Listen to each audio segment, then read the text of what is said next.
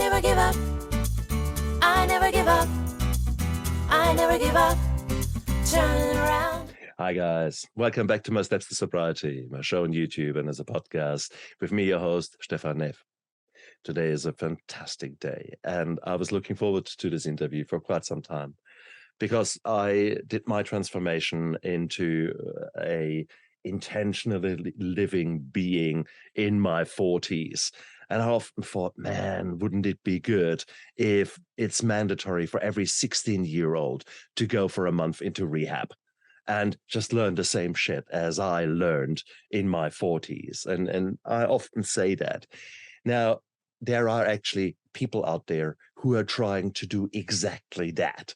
Not necessarily 4 weeks rehab, but they're going out there and trying to bring the information to the younger people who are full of testosterone and bulletproof and know every shit Yeah, the problem is they don't listen to me. They don't listen to an old geezer who is rabbiting on here on a podcast.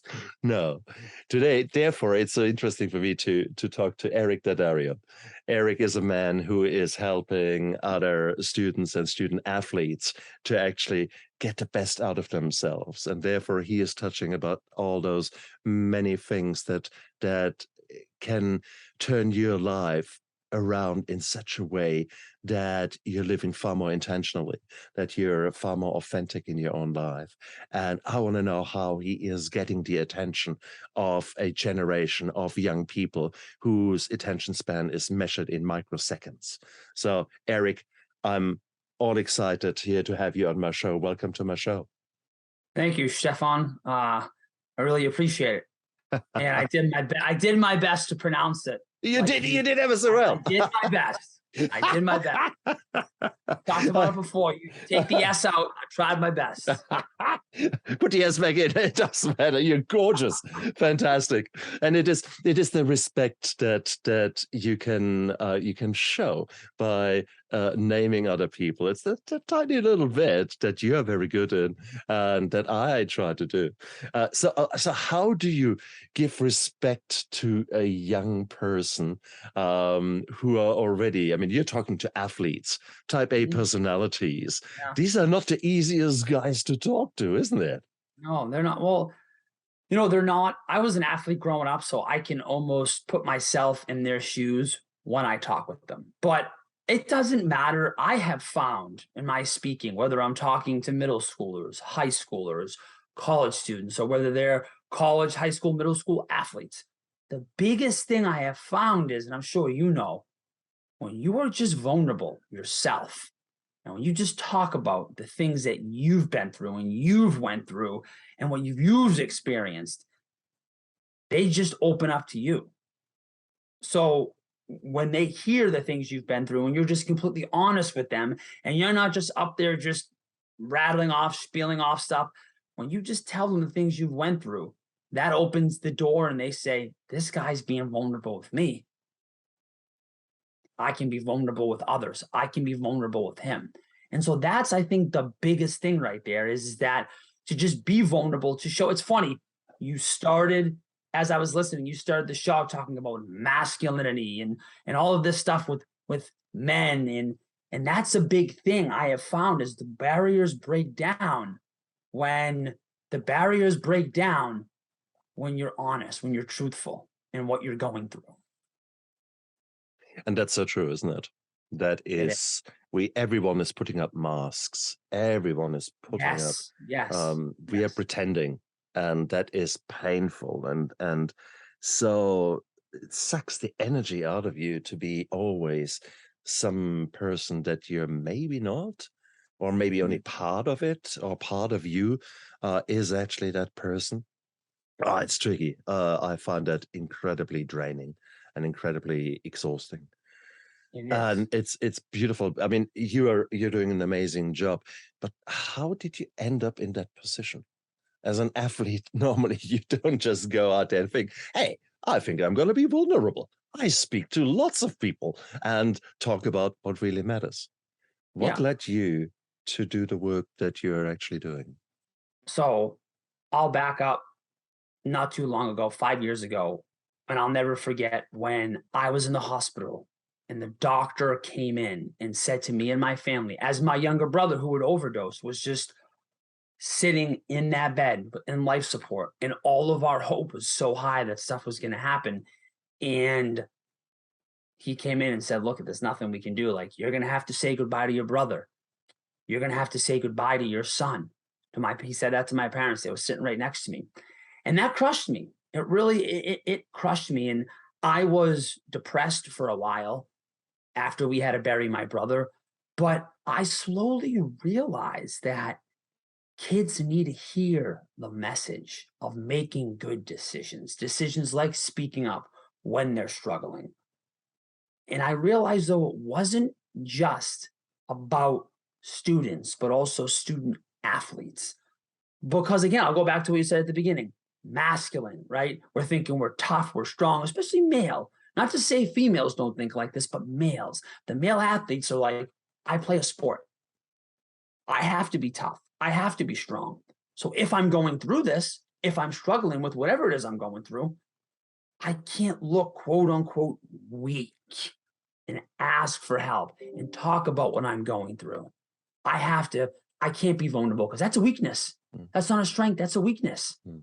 And so I realized that athletes need to hear this and students, because both of them have that mindset. But I think even more so athletes, right? Because athletes, they think to themselves, I played the sport and I can't let anybody know that maybe I'm struggling, because there's this big persona. You've ever watched TV shows or a movie of an athlete, a football player, a hockey player, and it's just they're tough, they're strong.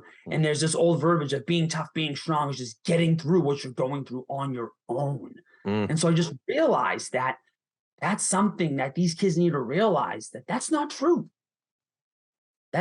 Just because you have this conversation of asking for help doesn't mean that you're not tough. I actually say, when I talk to the kids, it's funny. I say it's actually the complete opposite. When you have this conversation, it's a true strength. It shows how truly strong you are. You're so right. Oh, so right, man. And that is something really, really hard for so many people. And I would say women just as much as men. And it is, trauma unfortunately does occur, and it occurs often quite early in our lives. And therefore, there is so many people I talk to on my show. There's virtually no one on my show, none of the people who have now got their shit together. When I ask them how their youth was, they tell me, no, I never felt that I fit in. I was always feeling uncomfortable in my skin. I had those traumas. I experienced those situations that I didn't know what to do with. So that is actually normal. It's virtually a given that everyone feels like that, yet we pretend, and I'm guilty as charged. I never admitted that anything was wrong with me on the inside. It was always this on the outside. I'm tough. I'm the man. Yeah. And well, it's interesting you say that, because I just feel like everybody goes through these moments. All right. So here's my personal take on this: is that everybody in life struggles. Everybody suffers. Everybody is faced with challenges, goes through adversity. And when we're going through those hard times, if we do make the choice, like asking for help when we're struggling, not putting on that mask or that front like everything's all good when it's not, and we are able to start dealing and then healing from it, that makes us stronger. It makes us stronger in life, absolutely. Right? And because later in your life, you're going to probably go through more things. Not probably, you will, because throughout life, you're going to go through struggles. And that's just a fact. No one can avoid it. You can't run from it. You can't hide from it. You're going to have to go through it. And so when you go through the struggle and you make those types of decisions and you get stronger and stronger, well, then you're able to face and go through the moments of tough times later in your life, right? But when you're going through these tough times and you're faced with them, if you don't make those decisions, then you start to struggle more and more. I always like to say, when you're struggling, you've got weight, you've got pressure that you're walking around with.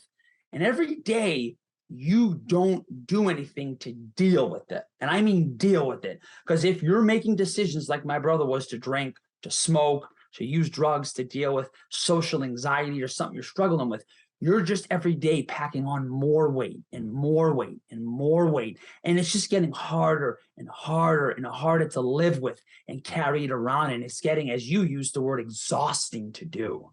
So a lot of people look at these hard moments. Why me? Why am I going through this? This is so hard. But we should be looking at it as, this is going to help me grow. This is going to help make me stronger. Like, this is what I need to eventually become that person I want to become. Embrace the suck, as many of the special forces say. And it is an attitude that was so foreign to me. I was full of anger. I was full of resentment. Look what they did to me. Oh, now they did that. Therefore, I'm going to drink a whole bottle of whiskey and of vodka. And I show them, ha ha. And it's that kind of thinking, that kind of pity party, that kind of focus on us as victims and maybe celebrating the victimhood that is so bloody idiotic. But you don't see it when you're in it. It is a defense mechanism of your body and of your soul to blame others, to take responsibility, to take ownership of the situation or of your actions and reactions. That is a muscle that very few of us in our younger lives start to train. We don't even know that we've got that muscle. And you are actually pointing that out to people, and that is beautiful. But can I come back to your brother? Mm-hmm. And you, the difference. Here was your brother struggling probably with the same sensations as you, because were you happy in your skin? Were you content with your body, with your appearance, with your school marks, with your, how were you feeling in your body? Well, it's funny you mentioned that. This isn't something I really talk about when I talk with kids, but growing up, I went through probably two big struggles. And one of those struggles was I lost vision in my right eye. So wow. I was in the woods with my friends. We're just playing, hanging out, and a kid throws a stick at me, and the stick sticks in my eye, and I yank it out, and blood just pouring down my face, down my body. I pass out and wake up in an ambulance, and you can't see it now because you could say, yes, I'm hiding it. I'm hiding how my eye looks, but I have a glass eye, and if I was to take it out, my eye would droop. And I grew up through high school. And this happened in middle school, so middle school too. And I was so self-conscious about how I looked and what people would think about me and what they would say, the judgments people had on me. It killed me, right? But then topple that with, I was in special education. So I have learning disabilities, and I really struggled in school. So that was another thing too, is I got made fun of in school. And it's funny because my mother always says to us, if I was to pick one of you kids who I think would go down that road and would really suffer and would really struggle, it'd be me. Because I just went through so much in my life. But here's the thing. You may be asking, or people watching this or listening may be asking, well, then why didn't you? Huh. It was because of athletics. I took a hold. I was very, very focused and determined in hockey. And so I took a hold of hockey and I ran with it. And I wanted to do everything I could to play professionally because that's what I wanted to do with my life. And so I would stay in. I would shoot thousands and thousands of pucks a day. I would skate as much as I could. I would work out.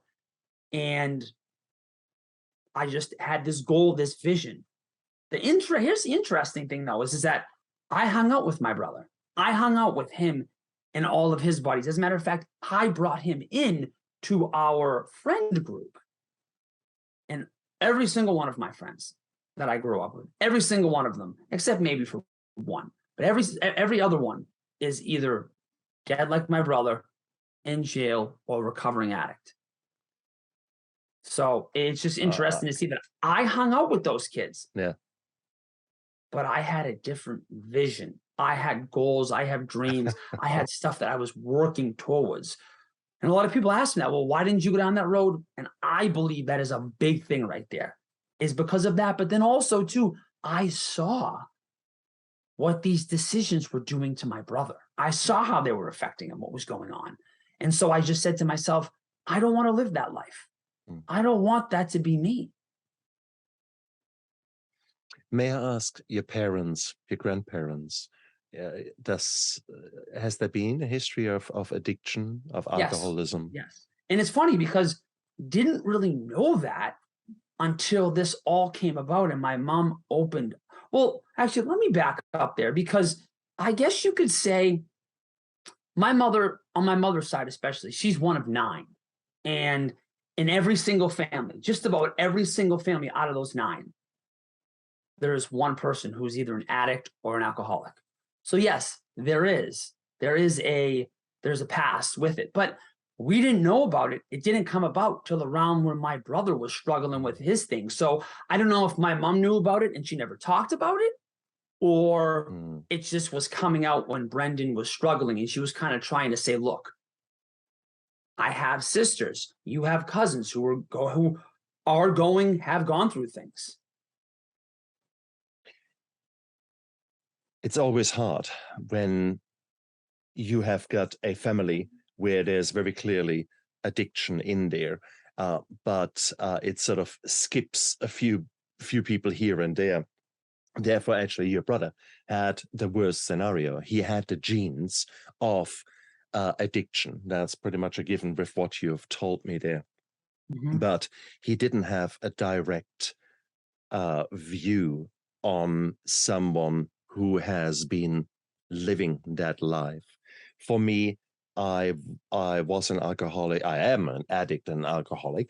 That will not go away. Whatever I do, the genes are there and my behavior is there, my traits are there. But at least my boys, who for sure have the same genes, they have seen me at my worst. And now they've seen me at my best. And so therefore, they have got a direct insight of how one can deal very dysfunctionally with problems, and maybe different ways, better ways, how to deal with other problems. So he chose to go down that route. You chose to go down the athletic route. Having said that, may I be devil's advocate? Were you running away from your own life, from your own problems, by throwing yourself into your athletics? Was the athletics an escape? Yes, boom. I was going to say that, an escape. I would be itching to get out of school, looking at the clock to get picked up for practice. When I was out there, it was like I was just free. I was released from any maybe stress or pressure I was going through. So you could almost say that was my therapy for the day, for the hour when I was on the ice. I just felt happy. I enjoyed it. I loved it. And so athletics did so much for me, and it helped me through what I was going through, because it truly made me feel good about myself. As you heard, it talked about losing vision in my eye, and I was made fun of, and I was so concerned about judgments, and I was made fun of and judged because I was in special ed. And that was a lot of negative pressure on me, a lot of negativity. But when I was out there, it was so positive and I was good at it. And it just made me feel good about myself. So it was 100%, not an escape in a bad way, in a numbing, dulling way, but an escape in the sense of it got my confidence up. It made me feel good. That was my saving grace. Beautiful. The place where I could just feel confident and just enjoy myself. See, for me, bit of a similar story there. You were so conscious of your eye. I was so conscious on my front teeth, because they had been knocked out in a gang assault. So that my first 4 teeth there, they were for pretty much 5 years of my teenager years, they were temporary. Because my jaw was still growing, so they refused to put permanent implants in there. So, and with these temporary solutions, certainly in the 70s, 80s, they were not so great. So I remember kissing a girl and suddenly she had one of my teeth in her mouth. You can imagine that doesn't go down so well, does it? And you think, oh, for fuck's sake. And so I was not laughing. And fuck, I had PTSD, which was well disguised by then. And so I lived a life without smile, without laughter, without anything. I was self-conscious as hell. So I understand so much where you were coming from. But my PTSD and the way my core beliefs worked, I threw myself into work. And very similar to you and your athleticism. Well, before that, I was about to say I went into work and became a workaholic as a good thing. I'm a self-made man. I succeed, and I succeeded a hell of a lot. Cool, but at which price? But then again, I actually have to go back because when after the assault, I started training martial arts. And guess what? I did the same thing. 2-4 hours a day training in addition to school, in addition to all the other things I was doing. So I escaped there, and maybe we show our own addictive nature there. Sometimes addictions can be very beneficial. Like in your case, you threw yourself into athletics and went down actually quite a beautiful path. Having said that, I still pose that you're an addict at heart. Were there things like doping? Were there steroids going around in the training? Were you guys so competitive that you wanted to have the extra edge? No, I won't lie. Thought about it, talked about it with people, but never did it. Again, because I saw what happened to my brother, right? And so I just put drug and drug together. Nice. And even though it might not be doing pills or smoking like he was, I just put it's a drug. And no way, no, won't do it. But I see people do it. Yeah, of course. And again, thought about it, but never did it because just said it's not worth what could happen. The risk, I always got to look at the risk. I guess, essentially listeners listening, watching, looking at the risk versus reward. Is the reward really worth the risk? Exactly. Right, of doing it? And a lot of times we can make a case up here that yes, it is. But if we're really honest, we're really truthful with ourselves, and we're really talking to ourselves in a truthful way. Should I be smoking that? Should I be taking that pill? No, you shouldn't. In here, I always say to the kids, in here, you know what can happen, but you just up here give yourself excuses. And like a lot of addicts, just that one time. I'm just going to try it that one time, right? That's all. That's all. But we all know what can happen with just that one time, because that's how it starts for everybody, just that one time. As you know, nobody takes that first pill, takes that first drink, starts making those choices because they want it to happen to them. But that's how it starts. We want to escape our reality. We want to escape the pain that we're feeling on the inside. I think that is the driving force for the vast majority of people out there who are using drugs or using alcohol or using certain behaviors such as gambling, sex, eating, to actually release the tension, to actually have a relief of the pain.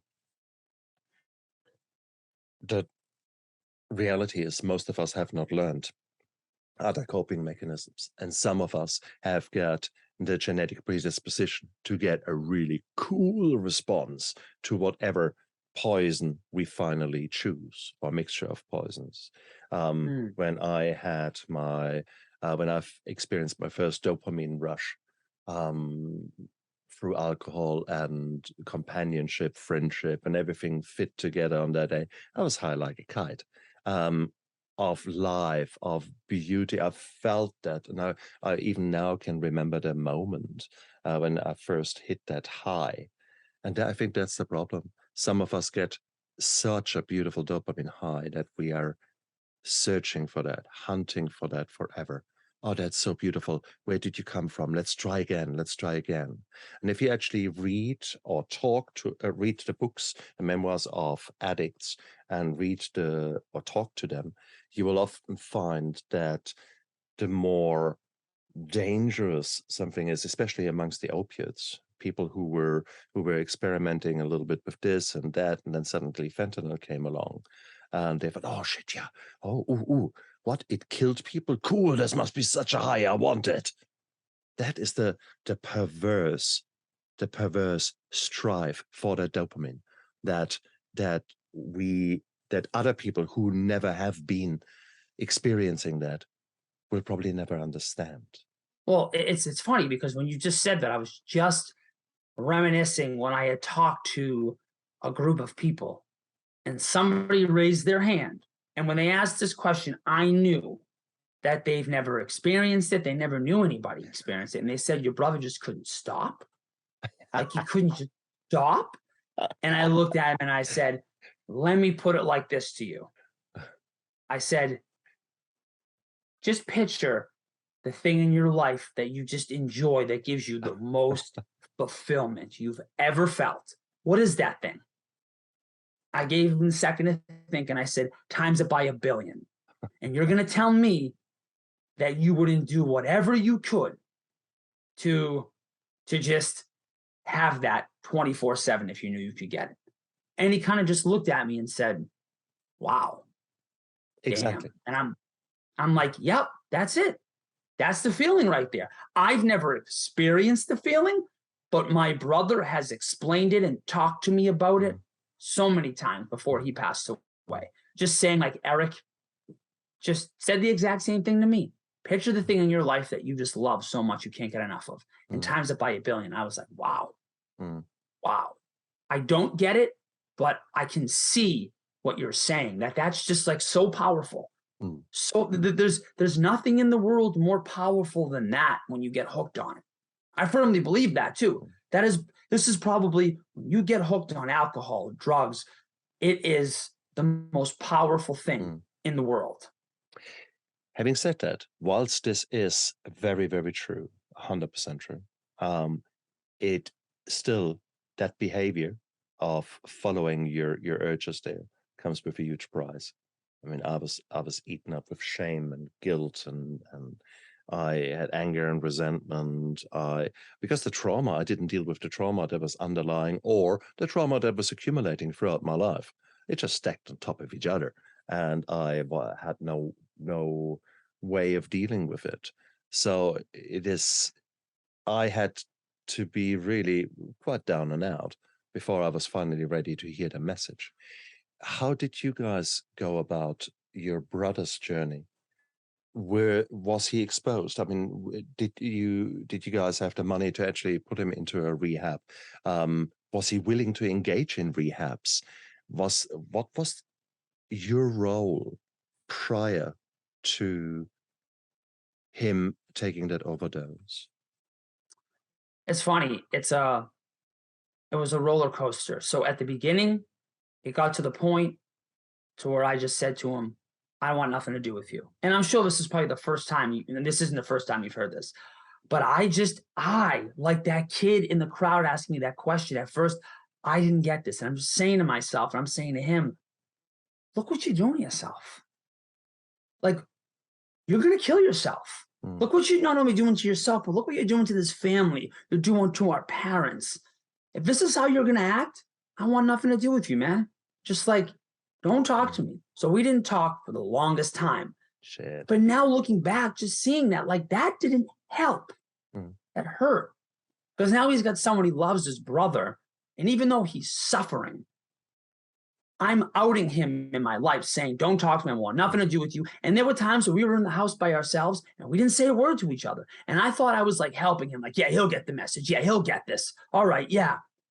But I wasn't educated, and I didn't know that I was just hurting him, because down inside, he was definitely hurting more, because now his older brother wanted nothing to do with him, right? And it eventually got to the point to where I got a little educated. I got to know a little more. And I realized that I'm hurting him. I'm not helping him. And so we had a conversation. We talked. And it wasn't easy, because he continued to steal. He continued to lie. He continued to, overdose a few times. And it was scary, very scary. But I'll never forget, he went to rehab. and my parents were going with him. No, sorry, not with him. My parents were going to visit him, and they asked me if I wanted to come. And I was like, and I said, you want something? I do. And I'm getting chills telling the story right now, but I'll never forget when we were waiting in the hallway, the waiting room, and he walked out, and I said, this is the Brendan I know. He looks like himself. He's acting like himself. This is the Brendan I'm used to. I know. This is him. And then we went into a room and there was a counselor there and just talking about everything. And everything changed. My thoughts, my feelings, how I looked at this changed when he just started crying and just saying, I never wanted this to happen. I never wanted to live like this. I never wanted to go through this. And I'm so, so sorry. So sorry. And I thought to myself, he never wanted this. Thinking this whole time, why can't you just stop? Why are you doing this to yourself? You know what but it happened that one night where he said, yeah, just one more time, or just one of those. I'll just do one and that's it. And because of his genes, it happened to him. And so my whole outlook on it changed. And from then on out, I tried to call him as much as I could. Whenever my parents were out there, I visited him. I tried to be that support for him, even if he was going through a hard time, even if, and this is so hard to do, so hard, but even if he was acting up, even if he was getting high, still being there for him, being able to look past, sift through on the outside what's happening and really dive into the inside and be able to see that he doesn't want this. He doesn't want it, but it's happening. He didn't choose this. And so, yeah, I mean, my role was from get away from me. I don't want to talk to you. How can you do this? Talk to me when you get better to it isn't your fault. I understand that. And I'm here for you now with whatever you need, regardless of what you're going through. Beautiful. But that is your growth journey. That is the journey of realization, what really is happening in an addict's life. Because again, there is so much bullshit out there, or so many beliefs, so many. I mean, it's not this long ago that we considered addiction not a disease, but actually a character failure, a trait that needs to be stamped out, and law enforcement has to deal with that. When in reality, it's a disease. And well, it's funny because we talk about people who don't really know about it. They still think like that, right? So I think that's the big pushback right now nowadays is that there are people out there who still have that old additive, who still believe that this isn't a disease. You can just get through it. You need to stop doing it. And I think that's a large portion right there, a large part, having that old school mentality that we had years and years and years ago. That is what kind of right now is hindering people, because some of those people who have those thoughts are people's parents. And so when they're struggling, it's just like, exactly. Because I hear from kids, like my dad just tells me to get through it. My mom just says, figure it out. But it's not that easy. And they don't realize it because maybe no one in their life, their family, friends, coworkers have gone through it. So they don't really know. And they just think, get through it. It's like it's like a bad test grade, you could say, in the sense of you got the bad test grade, get over it, move on, do better at the next test. But it's not that easy. It's not like that. And I think that reflects the fact that so many parents, they are living in their own hell.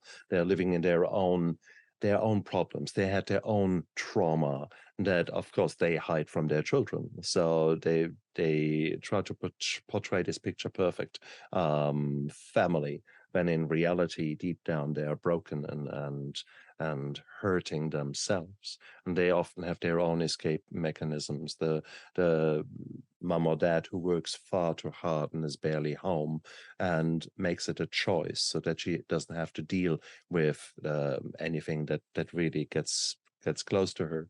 The drinking, there's so many things that we see out there. I mean, chemical addiction is about 1 in 4, 1 in 3. So it's actually huge out there. And if we just accept that already, then you can see, okay, maybe so many of the people. I mean, if you were to look in, if you give a speech and you look around the room, say, okay, every fourth of you is likely to be an addict, has chemical addiction. Fuck, that's a huge number. And then you can say, okay, right, now look around. Every 1 in 3 of you will have depression. Not but now, but over your lifetime, you will have that. 1 in 5 right now have anxiety disorder. 1 in 5, 20% of the young teenagers. These are the figures nowadays. 1 in 3 of you girls will have already been raped or sexually abused, or that will happen to you in due course. So these are all the figures. When we actually look at that, virtually everyone in that auditorium will be affected by trauma. Virtually everyone will have some aspect of that already have happened, or it will come. And therefore, I find it so beautiful that you're going out there and speaking about that, raising the awareness, going out there and actually holding the mirror in front of their face, that their emotions, their confusion is actually very normal. And it is so normal for all of us to fall down the traps of having to or wanting to deal with negative emotions in a very efficient way. Let it be a syringe, let it be a glass, let it be, I don't know, whatever your poison is. Well, the quick it's funny. fixes. It's funny because it's pretty easy to, you could say, do, I guess the only word I can think of is the wrong thing, right? It's easy to take that syringe and inject. It's easy to drink. It's easy to smoke. But it's not easy to do the right thing. It's not easy to, right? It's not easy to approach someone and let them know what you're going through. It's not easy to actually deal with it instead of pushing it to the side or numbing it and dulling it. Yeah. The right thing, the thing that's going to make you heal and deal with what you're going through, isn't always the easy. It's actually the hard thing to do, right? That's what I have found, is it's the hard thing to do, to really deal with and to start healing from what you're going through. So I would like to right now, actually, I think it's a good time to kind of go over 3 things I like to tell students, give the listeners, the viewers, snippets, 3 things of when you're struggling, how you can ask for help, right? Yeah, like and this applies to if you've been raped, if you're struggling with depression, anxiety, substance misuse, whatever it is. This applies, or just if you're stressed out with school, right? Anything in your life that you're struggling with, I believe these 3 things can help you to take that first step and relieve the pressure, the weight you've been carrying for so long. So number 1, it's who.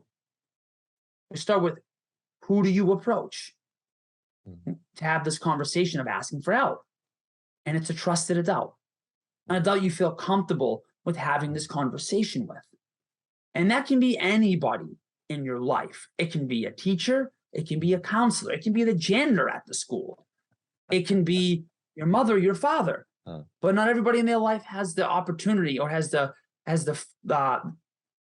privilege to have their parents in their life. So it can be the person that you live with, your guardian, your grandmother, your grandfather, your aunt, uncle. It could be a sport coach.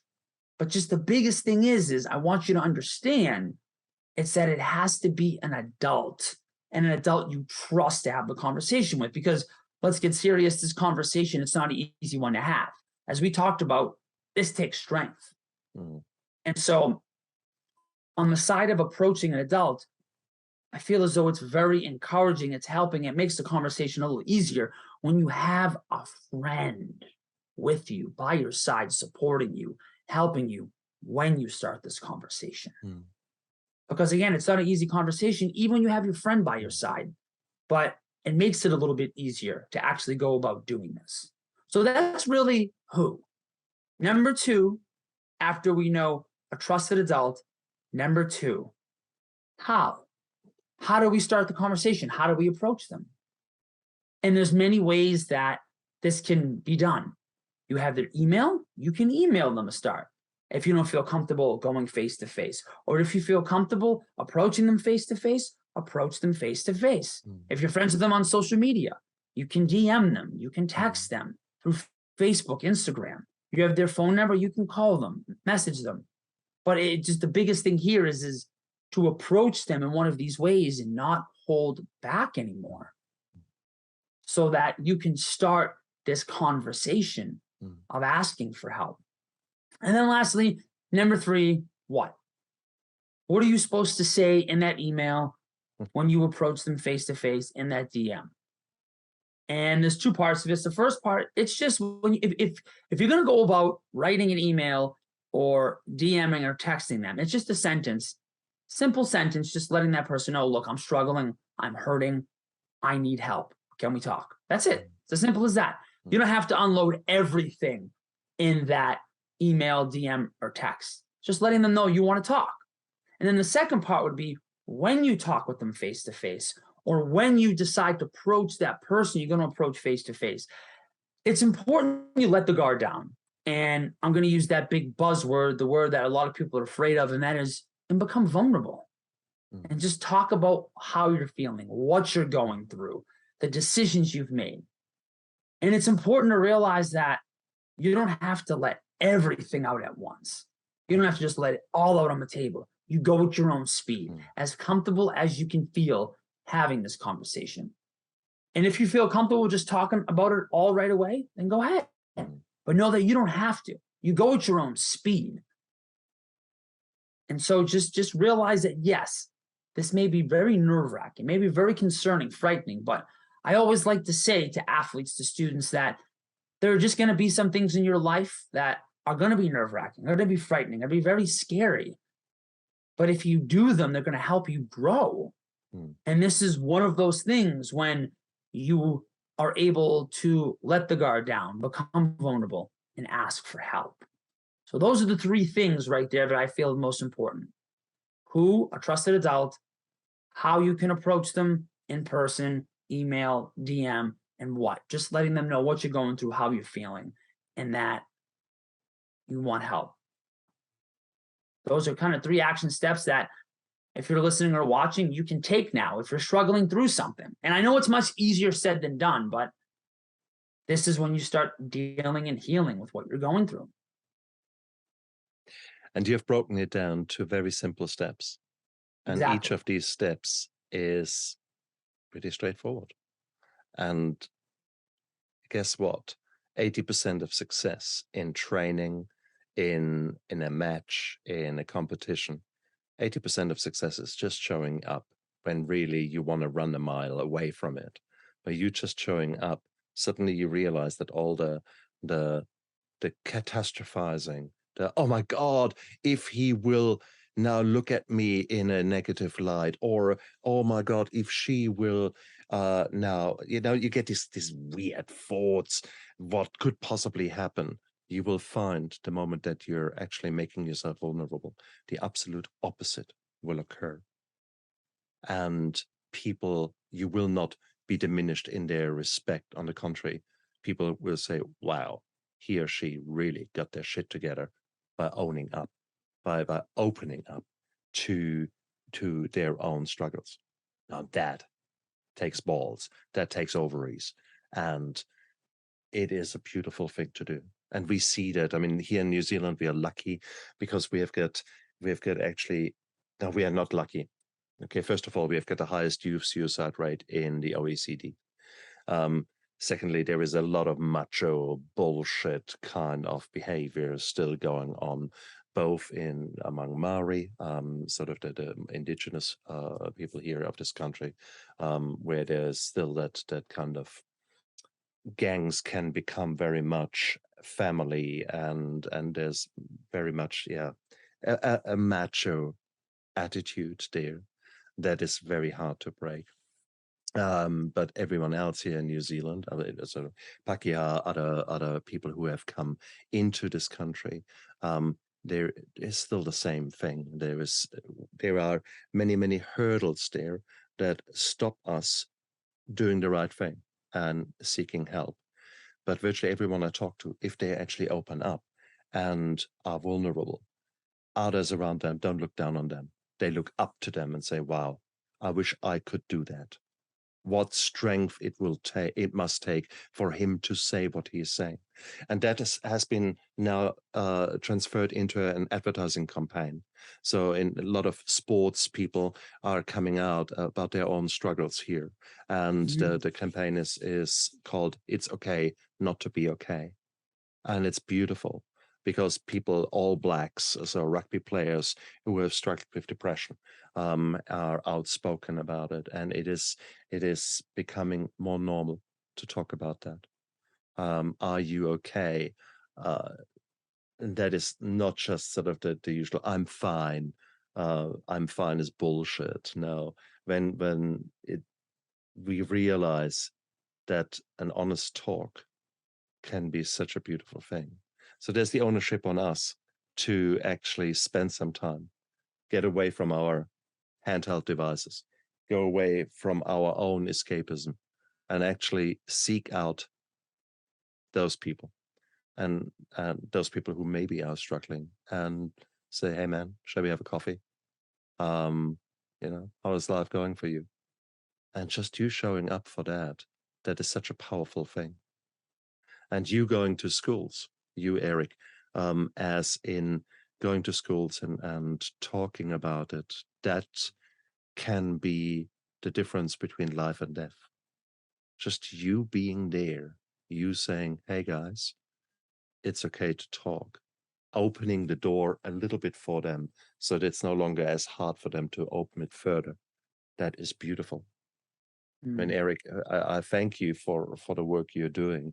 I thank you for going out there, for now making a difference, making your own suffering mean something. I mean, this must be such a grateful thing for you to do. What do you get out of it when you go for a talk? It's my therapy. So now it's almost like it's replaced. Remember how I talked about hockey and that was my therapy and getting through those struggles I went through? Well, now when I go out and I talk and I'm able to just talk about it, right? It's funny. I talking about what you're going through, talking about being vulnerable. I get up there, I'm vulnerable. I talk about it. And so that is my therapy. That 45, 40 minutes, however long I'm up there, to an hour just is my therapy and helps me to just heal. Because look, I'll never get over what happened. I'm learning and I've learned to live with it, but I think about it all the time and it weighs heavy on me, right? It weighs heavy.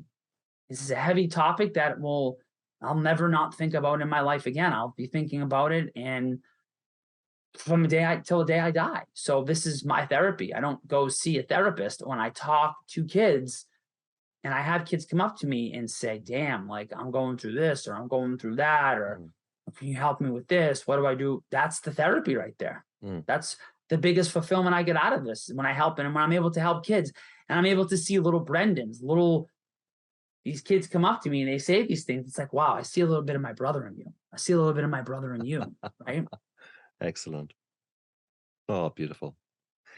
Eric Daddario, a man who's going out there and making a difference in people. I think you're instead of you being the ambulance at the bottom of the cliff, you've started to build fences up on top of the cliff, and that fences are inviting people to talk and to make a difference by taking action, by taking ownership, and that's beautiful. The more we can do that, the more we can change the world. I strongly believe that. We have got the power to change the world by changing us, changing our attitudes, changing our willingness to engage with others. And you're a role model there, man. It was beautiful to have you on my show. You're an amazing man. It's just I can't wait to see what else you're doing, because your journey is ongoing. You will grow. You will do new projects. Can you give us a sneak preview? Are there things on the horizon that you are working on as far as your own personal growth is concerned? Well, I've said it so many times, and I'm finally putting together an action plan for writing a book. Yes, the man. Yes, yes. And diving more deeper, the book will be into what you just heard and learned about those three things. Really diving deeper into the who, the how, Hmm, the what, and different scenarios. yeah. So that's a big project of mine that I've been going back and forth with. I won't write a book. I can't write a book. How many pages? Just a little bit. So I've decided to do that. And I have partnered with a company I've worked with actually for a while, but no, I was actually just on the phone with them yesterday, and they have these things.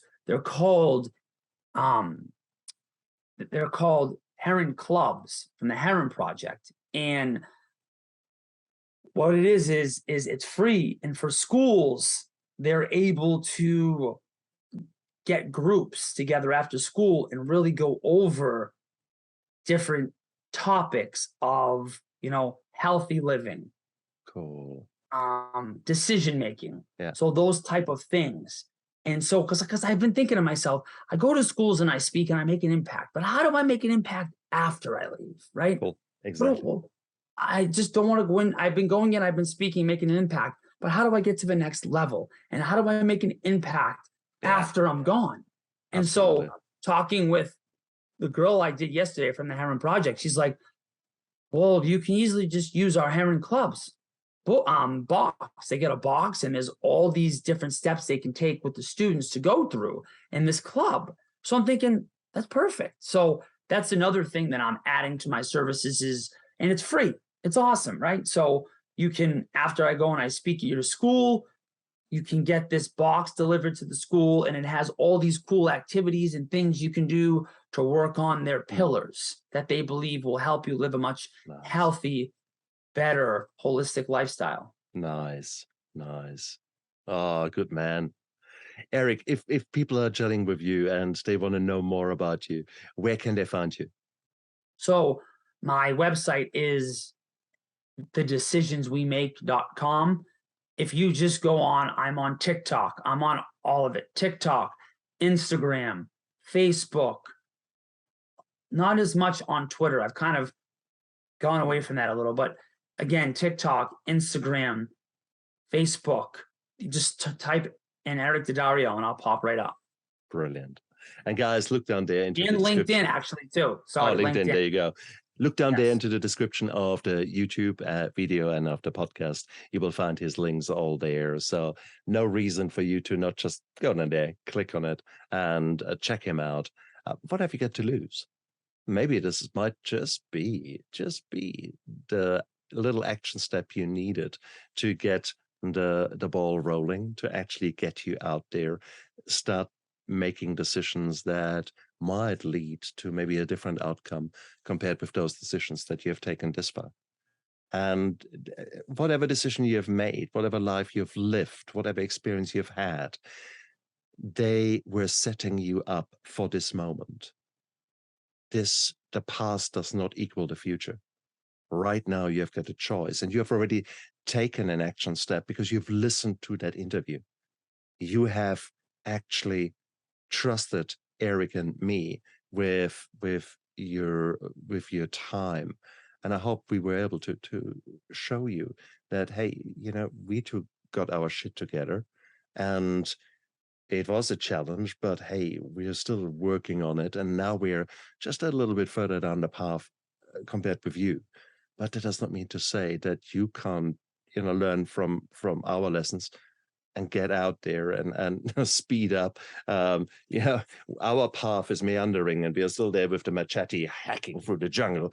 Well, you don't need to buy the machete. You can just take my path or Eric's path and actually, learn from people who have been there. So find your tribe, find your people that you can gel with, and surround yourself with people who can help you, who are out there making a difference. And once you do that, your life will change. The only thing that changes in recovery is everything. And so come along for the ride. This is a fantastic ride. Eric is modeling it. Eric is going out there and having a ball of a time. Why not? Come along, guys. Eric, it was an honor to talk to you. Thank you so much for coming onto my show. You too. Thank you. I appreciate you for taking the time and having me on your show today. Fantastic. And you guys out there, live with passion and look after yourself. Bye. I never give up. I never give up. I never give up. Turn around.